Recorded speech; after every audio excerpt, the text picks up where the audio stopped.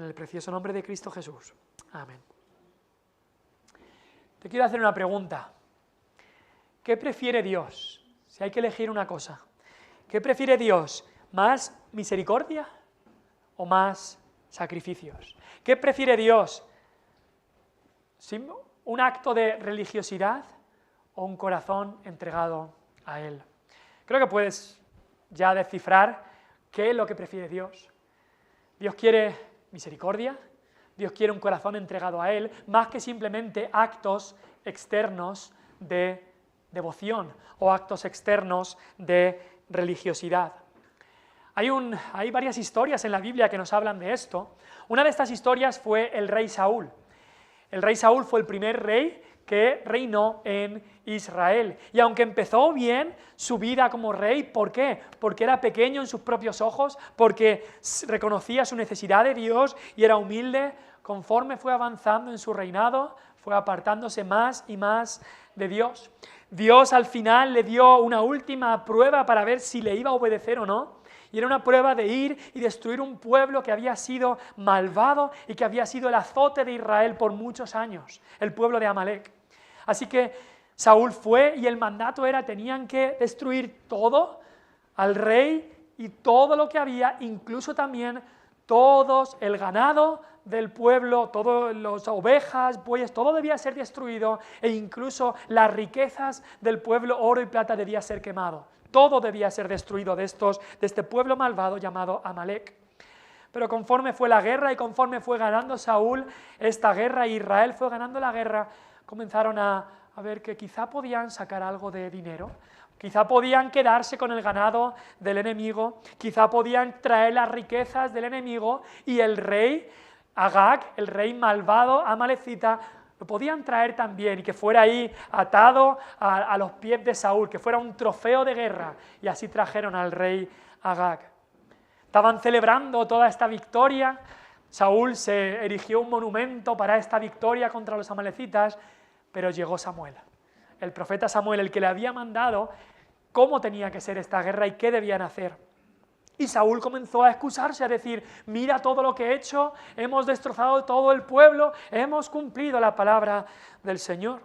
Y Samuel le dice, ¿y por qué escucho yo todas estas ovejas y todo esto? Que lo habéis traído de los amalecitas, habéis traído las riquezas, e incluso el rey malvado no lo habéis matado y está aquí vivo, y no habéis cumplido la palabra del Señor. Y entonces Saúl dice, bueno, pues yo he traído todo este ganado, todos estos animales los he traído para dar miles de sacrificios al Señor. Todos los celebraré en un gran sacrificio. Y el profeta Samuel le dijo unas palabras muy, muy profundas, que tienen relevancia en nuestros días. Le dijo estas palabras en 1 Samuel 15, 22. Samuel dijo, ¿se complace el Señor tanto en los holocaustos y víctimas, en estos sacrificios, como en que se obedezca a las palabras del Señor? Le dice, ciertamente, el obedecer es mejor que los sacrificios, y el prestar atención que la grosura de los carneros. ¡Ay, pero yo voy a hacer muchos sacrificios al Señor! 1000 altares con 1000 sacrificios. Y Dios lo que había pedido es obediencia.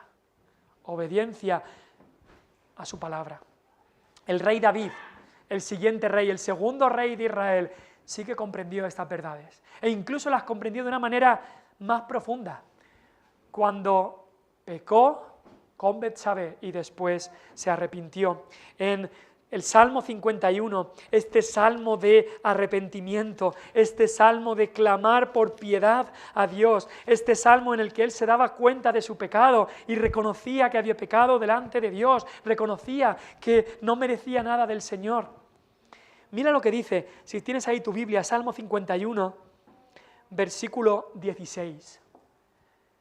David reconoce esta verdad, le dice a Dios, Salmo 51, 16, porque no quieres sacrificio, que yo lo daría, no quieres holocausto. Hay algunos que dicen, ¡ay, he hecho mal! Pues ahora me voy a sacrificar, voy a hacer esto, voy a hacer lo otro, le doy a Dios esto, le doy a Dios esta otra cosa, y eso ya cubre, eso ya me vale.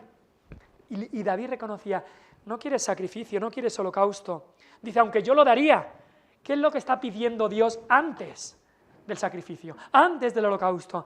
Mira lo que dice el versículo 17. Los sacrificios de Dios son el espíritu quebrantado. Al corazón contrito y humillado no despreciarás tú, oh Dios. Dios prefiere el corazón más que simplemente actos externos. Misericordia quiero y no sacrificio. Dios prefiere un corazón contrito y humillado. Eso es lo que seguro que no va a despreciar. Los sacrificios de Saúl, Dios los despreció porque no venían de un corazón contrito. Pero el sacrificio que debe ir antes de nada es ese corazón contrito y humillado, ese espíritu quebrantado. Luego, en el versículo 19 del Salmo 51 dice: entonces, después de todo eso, sí que te agradarán los sacrificios de justicia, el holocausto u ofrenda del todo quemado. ¿Ves dónde están las prioridades para Dios? Las prioridades para Dios no están en los actos externos de devoción, que tienen su lugar, pero la prioridad para Dios está en el corazón.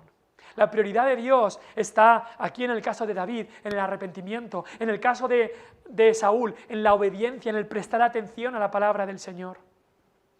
Y con eso en mente, vamos al texto, a los dos textos que queremos cubrir y queremos exponer en esta mañana. Porque lo que Dios quiere mostrar, lo que Jesús estaba enseñando, es que cumplir simplemente con la religiosidad, con actos externos, con asistencia a un culto, con dar una ofrenda o diezmo, lo que sea, actos externos, no es donde está la prioridad para Dios. Eso en cierta manera es fácil, eso se puede hacer, pero la prioridad para Dios está en el corazón. El texto que hemos leído, el del profeta Oseas, que ha leído Sebia al principio del culto, así estaba también el pueblo de Israel, incluso unos cientos de años antes de que Jesucristo viniera. En Oseas 6, Oseas le habla al pueblo de: venid y volvamos a Jehová, que haya arrepentimiento verdadero y conoceremos y proseguiremos en conocer a Jehová. Pero ¿qué hizo el pueblo? Simplemente dicen: su piedad es como nube de la mañana, como el rocío de la madrugada que se desvanece. Su arrepentimiento era externo, algo que se desvanecía pronto, no procedía del corazón. Y dice el versículo 5: por esta causa los corté, Oseas 6:5, por esta causa los corté por medio de los profetas, con las palabras de mi boca los maté, tus juicios serán como luz que sale. Y dice Dios claramente: porque misericordia quiero y no sacrificios. Conocimiento de Dios más que holocaustos. Antes que los holocaustos, antes que los sacrificios, Dios quería misericordia en el corazón. Dios quería que mostraran externamente lo que había en el interior, no el acto externo simplemente, sino que procediera del corazón. Así que cumplir con actos externos de devoción, cumplir con religiosidad, no es lo que Dios busca. Dios busca un corazón transformado. Dios busca misericordia antes que sacrificios. Por eso, nuestro título para el sermón de hoy es este versículo de aquí de Oseas 6:6, misericordia quiero y no sacrificios. Porque ese mismo versículo, cuando los fariseos vinieron a hablarle a Cristo exactamente de lo que vamos a hablar hoy, a acusarle de que quebrantaba el día de reposo, de que tus discípulos recogen espigas en el día de reposo, Cristo les dijo claramente: ¿no habéis leído lo que está escrito? Misericordia quiero y no sacrificio. Dios no está buscando una adhesión a unas normas externas. Dios no está buscando que tú cumplas con unos ritos, con una religión. Dios está buscando un corazón transformado, un corazón entregado a Él. Así que vamos a ver qué es lo que dice la Biblia en cuanto a basándonos en estos textos, en cuanto a lo que busca Dios. Misericordia quiero y no sacrificio. En primer lugar, en estos dos textos que vamos a ver, Lucas 13 y Lucas 14, vamos a ver que Jesús se relaciona con todo tipo de persona para mostrar misericordia. Nuestro primer punto es que Jesús se relaciona con todo tipo de persona para mostrar misericordia. Mira el versículo 10 del capítulo 13 de Lucas. Lucas 13, versículo 10, dice: enseñaba Jesús en una sinagoga en el día de reposo. Versículo 1 del capítulo 14 nos dice: aconteció un día de reposo que, habiendo entrado para comer en casa de un gobernante, que era fariseo. Así que vemos a Cristo en una sinagoga enseñando y vemos a Cristo en la casa de un fariseo también allí con ellos. Jesús se relaciona con todo tipo de personas. Sabemos, por supuesto, que Jesús se mezclaba y mucho con aquellos de clase baja y aquellos despreciados del pueblo judío. Sabemos que Cristo nació en un hogar humilde de María y de José. Se crió como hijo de carpintero, no como rico, no como gobernante, se crió en un hogar humilde. Aunque Cristo era un rabino, un maestro admirado, no usaba los beneficios de ese oficio. Cristo incluso dijo: no tengo dónde recostar la cabeza. No tenía una casa a su nombre, no tenía nada a su nombre más que la túnica con la que vestía. Cristo se relacionaba con los de clase baja, como los mendigos, ciegos como Bartimeo, sanaba a leprosos apartados de la sociedad, consolaba a las viudas, como la viuda de Naín, perdonaba y aconsejaba a mujeres de dudosa reputación y también comía con recaudadores de impuestos que habían sido ladrones, traidores, pecadores, comía con ellos, como Mateo y como Zaqueo. Incluso sus 12 discípulos o apóstoles elegidos eran la mayoría hombres sin estudios, pescadores de allí, de Galilea, gente de clase media-baja. Cristo se relacionaba con todos ellos, con lo más bajo quizá de la sociedad judía, pero no solamente con ellos. Cristo no decía, bueno, pues solo con ellos. Cuando le decían de entrar a la sinagoga, Jesús iba a la sinagoga a enseñar. Jesús no era sectario, de alguna manera, no. Él se daba cuenta que todos, los pobres y también los ricos, los no religiosos, inmorales, prostitutas y ladrones, necesitaban el Evangelio, pero también los religiosos, los morales, fariseos, también necesitaban el Evangelio. Y él se relacionaba con todo tipo de personas. ¿Por qué iba Jesús a la sinagoga, como lo encontramos aquí en 13:10? Es porque era lo que los judíos hacían en el día de reposo, era donde se abrían las Escrituras. Y aunque muchas veces estas sinagogas estaban llenas de tradiciones que se metían a las Escrituras, y estaban los principales de la sinagoga, eran muchas veces hombres hipócritas que solo buscaban adherirse a las tradiciones y no tanto a la palabra, pero Jesús iba allí para enseñar, porque era el sitio donde se abría la palabra y allí estaba Jesús los días de reposo para también enseñar lo que verdaderamente dice la palabra de Dios. Y así Jesús se relacionaba con la gente que estaba en la sinagoga. Ahora, también vemos a Jesús relacionándose incluso con los fariseos, aquellos que le odiaban tanto que iban a por él. De repente un fariseo le invita a su casa, como vemos en el capítulo 14, versículo 1. Y Jesús va. Jesús aceptó la hospitalidad de aquellos que no eran sus discípulos, incluso de aquellos enemigos que no le querían, pero él acepta la invitación para entrar a comer a casa de un fariseo. Ahora, ¿cómo se comporta Cristo en estos círculos y en estas relaciones? ¿Él se amolda a dónde está? No. Cristo se relacionaba con ellos, pero no se amoldaba a ellos. ¿Seguía Cristo ese refrán que a veces decimos, donde fueres, haz lo que vieres? No, no. Jesús no iba a poner en entredicho el Evangelio. Jesús siempre estaba ocupado, estuviera donde estuviera, en los negocios de su Padre. Siempre iba a decir lo que era correcto, en el momento oportuno y de la manera apropiada. Nunca se olvidaba de quién era, estuviera con quien estuviera. Así que Jesús sí iba a estos lugares, a sinagogas que a veces ahí no se predicaba la palabra, pero él iba a predicar la palabra, a mostrarles su pecado, como hizo en la primera predicación que tenemos en Nazaret, como fue a la sinagoga y fue directo a hablarles del Evangelio, a hablarles de que él era el Mesías, y causó un disturbio grandísimo. Pero él no se iba a echar para atrás, él no se iba a acobardar. Estaba en esos lugares, pero siempre predicaba, siempre decía la verdad en esos lugares. No se dejaba amedrentar por la gente con la que estaba. Ahora nosotros, como cristianos, somos de Cristo. Dios nos ha dicho que tenemos que poner la mira en las cosas de arriba. Nuestra mirada está en el cielo, nuestra mirada está en lo espiritual, pero vivimos en este mundo. Vivimos en este mundo con personas de este mundo. Y Dios lo quiere así. No es que Dios quiera que bueno, a ver si hay alguna manera de que no tengáis que vivir y relacionaros con la gente de este mundo. No, Dios quiere que nos relacionemos con la gente de este mundo. Dios no quiere que nos metamos en un monasterio como monjes y monjas y nos quedemos ahí simplemente sin relacionarnos con nadie en una celda, ahí pasar meses y meses allí. Dios no quiere eso, nunca ha sido el plan de Dios. Dios tampoco quiere que me busque una casa en la montaña, viva de ermitaño y como cristiano yo estoy ahí, yo y Dios y ya está. No, Dios ha querido que su pueblo sea la luz y la sal de este mundo. Ahora, eso es lo que rogó Cristo al Padre. En esa oración sacerdotal en Juan 17 dijo, no ruego que los quites del mundo, sino que los guardes del mal. Y nos debemos guardar del mundo. Y cuando nos invitan a ciertas cosas, ¿qué debemos hacer? Porque muchas veces los cristianos tenemos la duda, ¿qué debo hacer?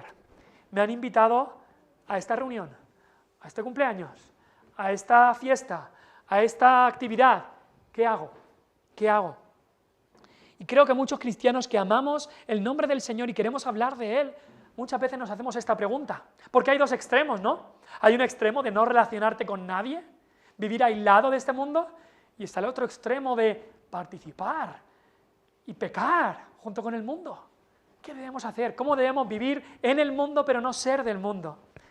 Bueno, pues necesitamos la sabiduría de Dios para ver cómo relacionarnos con este mundo pero viviendo para Cristo siempre. ¿Hasta dónde debo relacionarme? ¿Hasta dónde debo mezclarme con el mundo? Bueno, pregúntate, al sitio que vas, con las relaciones que tienes, ¿estás pudiendo defender el nombre de Cristo en ese lugar?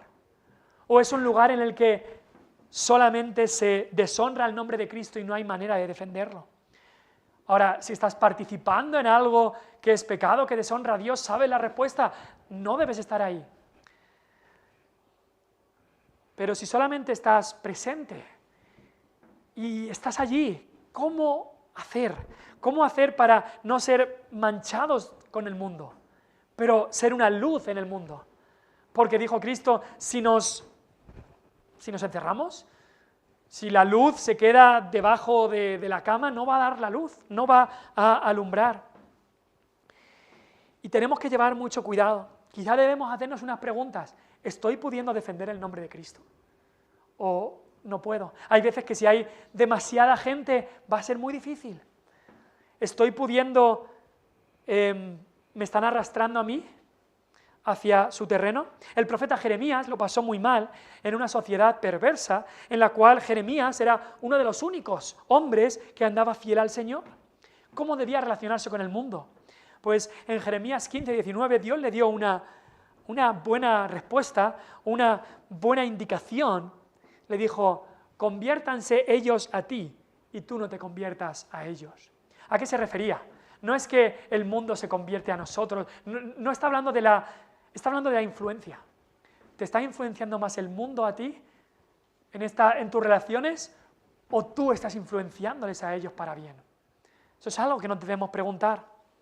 Pablo aprendió eso cuando le invitaron a predicar en el Areópago. Este Areópago en Atenas era un lugar donde muchas veces iban allí gente con creencias paganas, con filosofías mundanas. Él no desechó la invitación, él fue allí a predicar como Jesús iba a las sinagogas, pero nunca se callaba el mensaje. No adaptaba su mensaje, no se callaba el mensaje, sino que predicaba el mensaje de Cristo a donde fuera. Y así nosotros, como cristianos, debemos relacionarnos con este mundo, porque ¿cómo vamos a traerlos a Cristo si no nos relacionamos con ellos?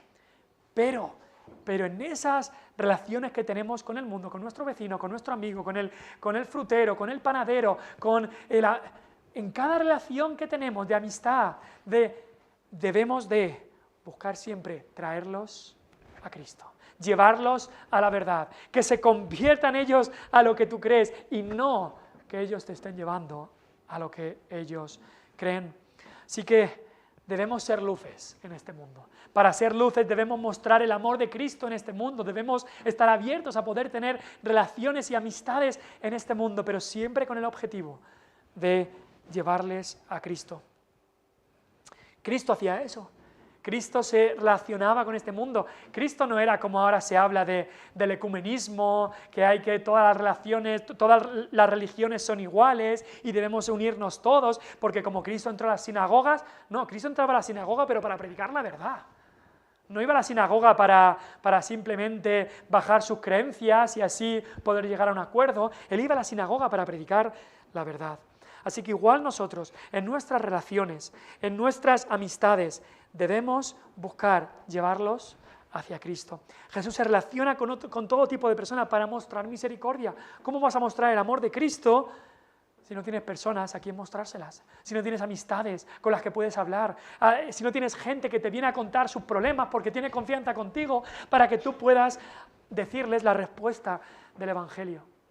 Así que debemos mostrar ese amor de Cristo al mundo, relacionarnos con el mundo para llevar al mundo a Cristo y siempre guardarnos sin mancha delante de Dios. Vemos cómo Cristo hacía esto. En segundo lugar, vemos cómo Jesús sana a enfermos mostrando su misericordia. Sabemos que Jesús es el Hijo de Dios, es el Creador, y como Creador Él creó al hombre y a la mujer sin enfermedad ninguna. Los creó perfectos, Adán y Eva, cuerpos perfectos que no tenían enfermedades. Así que cada enfermedad que tenemos, y ahora estamos en época de muchos resfriados, gripes y demás, cada enfermedad que tenemos es un recordatorio que vivimos en un mundo caído, que vivimos en un mundo arruinado por el pecado. Cada vez que empieces a toser, cada vez que te suba la fiebre, acuérdate, esto antes del pecado no ocurría y después del pecado tampoco ocurrirá. Así que la enfermedad es un recordatorio que este mundo está arruinado por el pecado. Así que si nosotros podemos llegar a pensar así, imagínate cuando Cristo vino a este mundo y Cristo ve con sus propios ojos la enfermedad. Cristo ve con sus propios ojos la ruina que ha traído el pecado a este mundo. Y los tantos milagros, porque son cientos y miles de milagros que hizo Cristo cuando estaba aquí. El gran objetivo de estos milagros era mostrar algo más que la propia sanidad de esa persona, que también era un objetivo, sanar. Pero esas personas a las que sanó, sabemos que después tuvieron otras enfermedades y murieron. No es que ya tuvieron salud perfecta por la eternidad, no, al final murieron. Lo que estaba mostrando Cristo cada vez que hacía un milagro de sanación es que había un aspecto redentor en las sanaciones. ¿A qué me refiero? Pues que estas sanaciones apuntaban a una realidad mucho más alta que simplemente el no tener una enfermedad. Apuntan a aspectos espirituales del hombre. Y podemos verlo eso cuando Jesús sanó a muchos ciegos. Y el apóstol Pablo nos dice que como pecadores estábamos ciegos. Satanás había entenebrecido nuestros ojos, no podíamos ver las realidades espirituales, estábamos cegados por el pecado. Jesús sanó a mudos y también en la salvación Dios abre y cura nuestra boca para que ya no la utilizamos para la mentira, sino para la verdad, para palabras sucias, sino para la pureza. Dios pone en nosotros un cántico nuevo. Jesús sanó y resucitó a muertos y así nosotros en nuestra salvación estábamos muertos en nuestros pecados y Dios nos da nueva vida. Y aquí tenemos dos enfermos en estos dos textos que hemos leído a los que encuentra Jesús y dos enfermos a los que Jesús sana. Mira conmigo el texto de Lucas 13, versículo 11 dice: había allí una mujer que desde hacía 18 años tenía espíritu de enfermedad y andaba encorvada y en ninguna manera se podía enderezar. Una mujer que estaba sufriendo mucho, pero de la que Jesús tiene misericordia. Y estaba allí en la sinagoga, tenía una enfermedad, quizá causada por un demonio, porque dice que tenía un espíritu de enfermedad, no lo sabemos, pero se encontraba, dice Jesús después, atada en esta enfermedad, encorvada, con dolores constantes, tendría como una joroba, dolores constantes por esa desviación tan grande de la columna, y era imposible curarlo, lo dice bien claro, de ninguna manera se podía enderezar. Una característica del ser humano en comparación con otros animales, porque el ser humano no es un animal, sino que es la cúspide de la creación de Dios, es que los seres humanos podemos andar erguidos. La mayoría de mamíferos, si los miras, andan a cuatro patas, andan encorvados, pero el ser humano puede andar erguido. Pero esta mujer, esta enfermedad le hacía que no se podía enderezar. Llevaba 18 años sufriendo esto, con todo lo que conllevaba.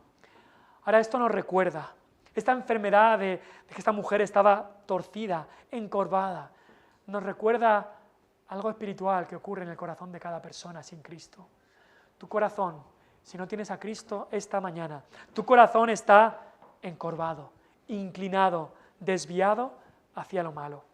Quizá tú no tienes ninguna enfermedad, te sientes muy fuerte y todo bien, pero tu corazón tiene esta enfermedad de la que se habla aquí. Quizá tú andas muy erguido, sin problema, pensando en lo bueno que tú eres, en tus buenos hechos, pero tu corazón tiene un gran problema que está encorvado hacia el pecado y de ninguna manera se puede enderezar. Tú no puedes enderezarlo, tú no puedes transformar tu corazón a que ahora se incline hacia lo bueno, no puedes. De ninguna manera se puede enderezar porque solo Dios puede. Así que esta mujer tenía una enfermedad real, pero también en esta enfermedad hay un aspecto redentor, un aspecto espiritual de lo que hace Cristo en la salvación. Ahora vamos a Lucas 14, otro hombre con otra enfermedad. Nos dice que había, Lucas 14:2, estaba delante de él un hombre hidrópico. Yo la verdad, hasta que empecé a estudiar esto no tenía ni idea de lo que significaba un hombre hidrópico. No creo que solemos hablar de esto, quizá alguien que haya estudiado medicina sí que lo sabe. Pero hay una enfermedad que se llama la hidropesía. ¿Qué significa eso? Pues lo que llamamos retención de líquidos. Es que acumulación anormal de líquidos en alguna cavidad o tejido del organismo, retener líquidos. Y esto era una enfermedad o era un diagnóstico de algo que estaba ocurriendo. Más que una enfermedad en sí, era un signo de que algo mal estaba, porque se le hinchaban todos los brazos, se le hinchaban las piernas, y esto es lo que tendría este hombre.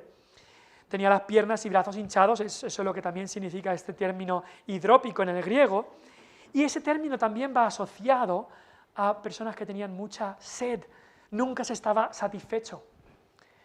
¿Y no es eso también cómo está el corazón del hombre? El corazón del hombre muchas veces está inflado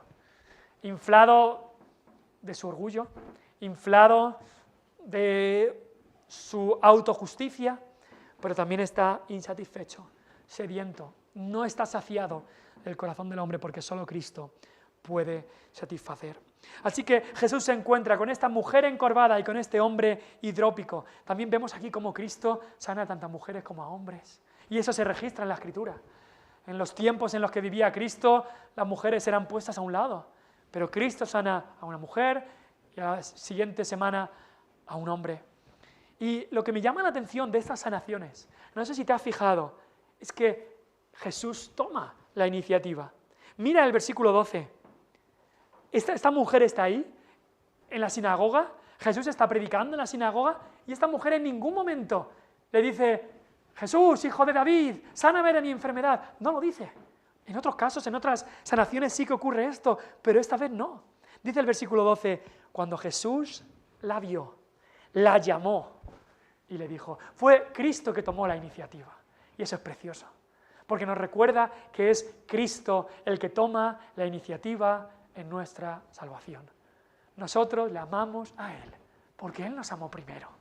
No es que yo vine en medio camino y ya Jesús vino en otro medio camino. No, Él tomó la iniciativa, Él hizo todo lo que hacía falta.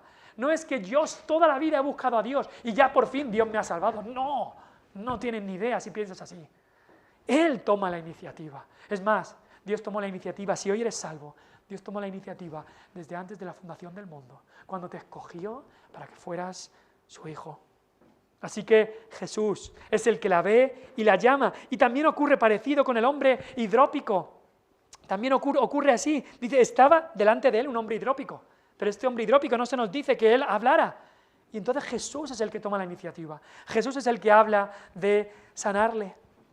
Así que date cuenta que Cristo es el que toma la iniciativa. No solamente para salvar, no solamente para sanar, sino por encima de todo, para salvar. Cristo es el que te llamó, aun cuando tú estabas en tus pecados. Incluso en el Antiguo Testamento dice, llamé y busqué y salvé a un pueblo que no me buscaba. Si tú le buscas hoy es porque Él te buscó primero. Si tú le amas hoy es porque Él te amó primero. Si tú decidiste por Cristo es porque Dios antes de la fundación del mundo decidió salvarte a ti. Así que Jesús toma la iniciativa en su misericordia y Jesús los sana. Y qué precioso es cuando dice ahí, mujer, eres libre de tu enfermedad. Tenía esta enfermedad 18 años. Incluso dice Jesús, Satanás la había atado 18 años y es sana. En la misericordia del Señor, el Señor quería hacer bien. Quería hacer bien. Y no solamente a la mujer, sino en el capítulo 14 al hombre. Dice el versículo 4, y él, Jesús, tomándole, le sanó y le despidió. Le sanó todo este problema que había tenido tantos años de retención de líquidos, lo sanó al instante, y esa es la misericordia del Señor. Esta mujer, este hombre, no merecían ser sanados, por supuesto que no. Cada cosa que viene a nuestra vida, tenemos que reconocer, cada cosa negativa que viene a nuestra vida, tenemos que reconocer que lo merecemos. No hay nada que haya venido a nuestra vida malo que digamos, yo no me merecía esto. No, todo lo merecíamos porque somos pecadores. Lo que no merecíamos es la gracia del Señor. Lo que no merecían estas dos personas era la sanación que hizo Cristo. Lo que no merecemos ninguno de nosotros es que Cristo nos perdone de nuestros pecados. Y así es la misericordia de Cristo. Ahora, en todo esto, ¿qué es lo que pasa? Hay oposición. Punto 3. Jesús es acusado de no cumplir con la ley. En el capítulo 13 lo vemos. El principal de la sinagoga, cuando ocurre esta sanación, está muy enfadado por lo que ha hecho Cristo. Pero por supuesto, en su hipocresía y astucia, no reprende a Cristo, sabiendo que el pueblo estaba con Cristo, el pueblo estaba a favor de Cristo, sino que recrimina a la mujer que no había dicho nada, porque había sido Cristo el que la había sanado, el que había querido sanarla.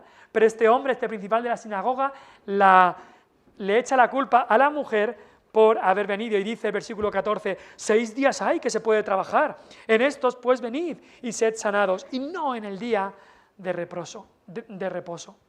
También ocurre, es lo mismo, en el capítulo 14, versículos 2 y 3. Jesús es el que aquí dice la pregunta, dice, ¿está bien sanar en el día de reposo? Y todos ellos se callan. Todos ellos se callan. Ahí estaban acechándole, no sabían qué decir. Porque es que ya en el libro de Lucas hay 5 veces que Lucas narra que Jesús sana a alguien en el día de reposo. Capítulo 4 vemos que Jesús sana a un hombre endemoniado en la sinagoga, también sana a la suegra de Pedro. Luego en el capítulo 6 vemos que sana a un hombre que tenía la mano seca. Y ahora estos 2 milagros que vemos aquí, Jesús hizo los 2 en el día de reposo. Y entonces, ¿qué hacían los fariseos? Lo acusaban, tú no cumples la ley, porque quebrantas el día de reposo. Ahora, ¿quebrantó Jesús el día de reposo? Por supuesto que no. Cristo cumplió con toda la ley que Dios le dio a Moisés. Cristo no rompió ni uno solo de los mandamientos, ni los más grandes ni los más pequeños, ni uno solo los rompió, cumplió con todos. Ahora, lo que Jesús no tenía que cumplir eran las tradiciones, añadiduras que habían puesto los fariseos, los judíos, los sacerdotes. Esas tradiciones, esas añadiduras que ellos habían hecho, Jesús no tenía por qué cumplirlas, porque muchas de ellas iban totalmente en contra a la palabra de Dios, incluso muchas de ellas eran totalmente ridículas y que rompían lo que Dios había enseñado. Y es que tenemos que darnos cuenta que la religión humana es contraria al Evangelio. La religión humana te pide ritos, te pide sacrificios, te pide actos externos, pero el Evangelio, aquellos que han creído en el Evangelio, lo que Dios más quiere es un corazón cambiado, misericordia, un corazón lleno de amor, gozo, paz, paciencia, benignidad, bondad, fe, mansedumbre, templanza. ¿Cuál es el fruto del Espíritu? Es ese. ¿Te imaginas que el fruto del Espíritu fuera en Gálatas 5:22, que allí lo encontramos, que dijera Pablo, el fruto del Espíritu es ir a la iglesia, dar tu diezmo, hacer esto, hacer tal peregrinaje, hacer este sacrificio, hacer lo otro? No, no. El fruto del Espíritu está en el corazón. Comienza en el corazón, porque lo que quiere Dios es un corazón entregado. Ahora, ese corazón entregado ¿va a querer congregarse? ¿Ese corazón entregado va a querer leer la palabra? ¿Ese corazón entregado va a querer dar ayuda y ofrenda a los necesitados? Por supuesto que sí, pero Dios apunta a lo que realmente importa. El problema, el corazón del problema es el corazón. Es el problema del corazón, como han dicho algunos. Y en este caso, Dios había dado 10 mandamientos en su ley. Y los fariseos habían, en el cuarto mandamiento, que es el del día de reposo, habían añadido muchísimas cosas a este mandamiento, muchos ritos, muchos actos externos que se tenían que hacer. Ahora, ese cuarto mandamiento es uno de los 10 mandamientos. Ese cuarto mandamiento dice, acuérdate del día de reposo para santificarlo. Pero habla más que eso. El cuarto mandamiento nos da un patrón para el tiempo. Nos dice, 6 días trabajarás y 1 día descansarás. Dios que nos creó utilizó ese patrón en la creación. Y el hombre tuvo ese descanso. El primer día completo del hombre, ¿sabes? Fue el día de reposo.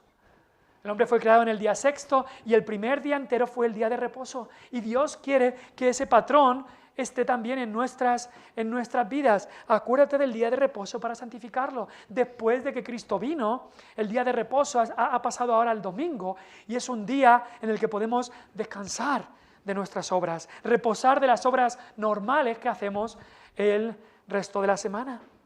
Y nosotros como cristianos que amamos al Señor, como cristianos que guardamos la ley, no para ser salvos, sino guardamos la ley porque amamos a nuestro Dios y esta ley es un reflejo de nuestro Dios. Esta ley es como las vías del tren que nos ayudan a ir por el camino que Dios quiere y el Espíritu nos empodera para andar por su ley. Esta ley la queremos guardar y como cristianos debemos acordarnos del día de reposo. Dedicar este día, no solamente para descansar de nuestros trabajos, y por eso también tenemos que contribuir para que otros no trabajen en este día del Señor, eso también hay que tenerlo en cuenta, sino no solamente para descansar y hacer a otros descansar de sus trabajos, sino para que el Señor, de una manera especial, para que nuestra alma pueda descansar en el Señor, de una manera especial en este día. Es el día que nos congregamos, es el día que dedicamos a reposar nuestra alma, a conocer más al Señor, a nuestro Dios. Ahora, reposamos de nuestros trabajos, pero ¿significa eso que no podemos hacer nada?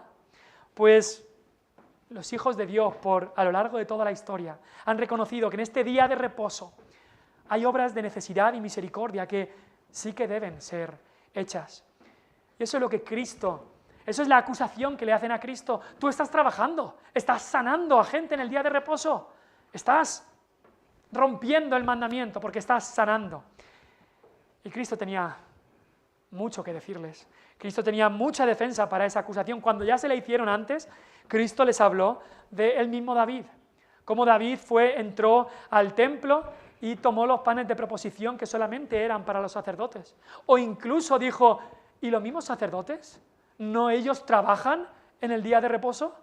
Los sacerdotes tienen que ofrecer sacrificios el día de reposo. ¿Ellos también quebrantan el día de reposo? Y Cristo aquí les muestra la hipocresía de su acusación. Y en el capítulo 13, versículo 15, Cristo le acusa al principal de la sinagoga, pero incluso esa palabra hipócritas también está en plural. Le acusa a todos y dice, cada uno de vosotros, ¿no desatan el día de reposo su buey o su asno del pesebre y los lleva a beber? Estos religiosos que habían venido, claro, es todo actos externos. Que te vean que tú cumples todo el día de reposo, que me vean que yo hago tal, que yo hago lo otro. Pero en casa, claro, tengo un buey, tengo que dejarle que vaya a beber y lo desato y lo llevo a beber y hago esto. En casa sí, pero que me vean todos este acto de religiosidad. Y Dios lo ve todo. Esta obra de necesidad les dice, pero si vosotros no desatáis a vuestro buey, no le dais de comer a vuestro buey, dice, y Jesús hace entonces la aplicación y dice, y a esta hija de Abraham, que Satanás había atado 18 años, si vosotros desatáis a vuestros animales, ¿no puedo yo desatar a esta mujer? ¿No puedo yo quitarle esta atadura y esta enfermedad que tenía y que pueda ser sana en el día de reposo? Les muestra su hipocresía, Lo mismo hace en el capítulo 14, les dice, ¿es lícito sanar en el día de reposo? En ocasiones parecidas también les había dicho, ¿qué se debe hacer en el día de reposo? ¿Bien o mal? ¿Dar la vida o quitarla? ¿Cómo me vas a decir que no es lícito, que no se puede hacer algo bueno, algo que trae bendición en el día de reposo, como era esta sanidad? El día de reposo debe ser un día que consagremos al Señor, debe ser un día que dediquemos al Señor, para que reposemos de las demás actividades del resto de la semana y para que nuestro corazón se deleite y se goce y repose en nuestro Señor Jesucristo y en nuestro Salvador. Pero también en este día hay obras de necesidad que ocurren, hay obras de misericordia que ocurren. ¿Qué pasaría si vienes a la iglesia el domingo y te encuentras a alguien pidiéndote ayuda en el camino, que se le ha roto la rueda y el amigo, quizás amigo tuyo, y te está pidiendo ayuda? Se me ha roto la rueda, por favor, ayúdame. ¿Qué debe hacer un cristiano? No, me tienen que ver el domingo que yo llego ahí, como el primerito, a ese que le ayude otro. Eso es lo que ocurrió con la historia del buen samaritano, ¿os acordáis? Este escriba y este sacerdote vieron a este hombre que había sido atacado por ladrones. Ellos tenían que ir al templo, ellos tenían que hacer sus actos religiosos. ¿Mostrar misericordia? No. Como diría alguno, que le piquen los pavos, da igual, no me importa, yo tengo que mostrar religiosidad, yo tengo que mostrar este acto externo. Y Dios dice, no, misericordia quiero y no sacrificio. Actos externos, ritos, no, lo que primero quiere Dios es el corazón. Y eso es lo que Cristo muestra aquí. La misericordia está por encima. Y Jesús muestra entonces que la misericordia está por encima, que el amor está por encima. Jesús les muestra a todos ellos su hipocresía. El día de reposo había sido hecho para el hombre, no el hombre para el día de reposo. No era un día para hacer miles de normas, no era un día para simplemente ir juzgando a los demás. Era un día para dedicarlo en reposo a nuestro Dios. Y cuando surgían obras de necesidad y de misericordia, debían ser hechas. Ahora, cuidado, no es excusa para decir, ay, es que necesito hacer lo otro, necesito hacer esto y ya rompo el día de reposo porque tengo tantas necesidades, necesito ir a la playa, necesito hacer esto, necesito hacer lo otro, el día de reposo. Cuidado con utilizar esas excepciones para hacer nuestra propia voluntad egoísta. Pero sí el Señor muestra que hay obras de misericordia que debemos hacer incluso en día de reposo, cuando el Señor pone la oportunidad en nuestro camino, y obras de necesidad que también se tienen que hacer. Y Jesús muestra que el amor, el corazón, es lo que le importa a Dios, lo que le importa más que nada a Dios, no tanto las obras externas, sino el corazón. Acabamos en 1 Corintios 13, donde Pablo eso lo muestra, y se lo estaba mostrando a creyentes en la iglesia de Corinto. Quizá has escuchado el capítulo 13 de Corintios, muchas veces se habla en términos, o se habla en bodas, se lee en bodas, en cuanto al amor, pero Pablo está hablando a una iglesia, y lo que le está mostrando a la iglesia es que Dios mira por encima de todo el corazón. Los hombres ven lo que está delante de sus narices, pero Dios mira el corazón. A Dios le importa mucho más la misericordia que el sacrificio. Mira lo que dice el capítulo 13 de 1 Corintios. Dice Pablo, si yo hablase lenguas humanas y angélicas y no tengo amor, vengo a ser como metal que resuena o címbalo que retiñe. Puedes hablar como los ángeles, puedes tener una elocuencia y predicar como Spurgeon, y que la gente diga, ¿qué palabras ha hablado? Pero si no viene de un corazón de amor, no vale para nada. No vale para nada. Dice después, si tuviese profecía, entendiese todos los misterios y toda ciencia, tuviese toda la fe, de tal manera que trasladase los montes y no tengo amor, nada soy. Si tú quizá has leído la Biblia entera 100 veces, te sabes de memoria libros de la Biblia, has leído libros de teología, te lo sabes todo, tienes toda la ciencia, y no tienes amor, dice, no sirve de nada, nada soy. Incluso dice, si repartiese todos mis bienes para dar de comer a los pobres, anda, alguien que dice, todo mi dinero para los pobres, pero es un acto externo simplemente. Y si entregase mi cuerpo para ser quemado y no tengo amor, de nada me sirve. Hay tantos, incluso en nuestros pueblos. Viven todo el año como quieren, pero luego, Semana Santa, hacen ese acto externo, de devoción. 2.000 euros, 5.000 euros, 10.000 euros para... Yo he comprado tal. Escuchaba el otro día unos familiares que tengo, muy católicos, y hablaban de tanto orgullo este año, o algún año, no sé si era este año o otros años, que han pagado tantos miles de euros para que sean la familia que lleva la estatua en las procesiones de Semana Santa. Y tanto orgullo que nosotros somos la familia que tiene al santo. Y la familia que lleva lo que sea, la reliquia esta o la otra. Y ahí la tenían en su casa expuesta para que todo el mundo vea nuestra familia. No, Dios no quiere eso. Eso no tiene nada que ver con el cristianismo. Eso es simplemente un fraude, no es otra cosa. Si yo entregase todo mi dinero para dar de comer a los pobres y no viene de un corazón de amor, no vale para nada. Son simplemente actos de religiosidad, es esfuerzo humano, son religiones humanas. No es el Evangelio, no es una vida cambiada por el Evangelio. Si entregase mi cuerpo para ser quemado, fíjate, si incluso me someto a sufrimiento, pero no viene de un corazón de amor, no vale para nada. Misericordia quiere el Señor y no sacrificio. El Señor lo mostró así. El día de reposo muchos habían hecho simplemente ritos y ritos y ritos. Y Dios quiere misericordia. Dios quiere misericordia. Que vivamos así. Si el Señor nos ha cambiado, si el Señor nos ha dado su misericordia en Cristo, así deberíamos también vivir en misericordia cada uno de nosotros.